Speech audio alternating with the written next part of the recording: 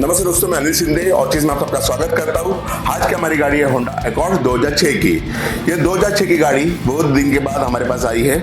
इस गाड़ी में हम seat cover upholstery, carpet lamination और डोर पैड्स करने जा रहे हैं। सीट कवर अपहोल्स्ट्री के लिए और डोर पैड्स के लिए हम ले रहे हैं हमारे पॉपी सीरीज का N04 खाकी कलर, और स्टिचिंग का कलर होने वाला है खाकी। आइए गाड़ी देखते हैं।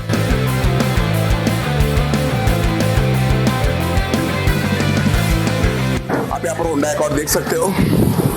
इस गाड़ी में हम seat cover upholstery, door pads और कारपेट लैमिनेशन करने जा रहे हैं।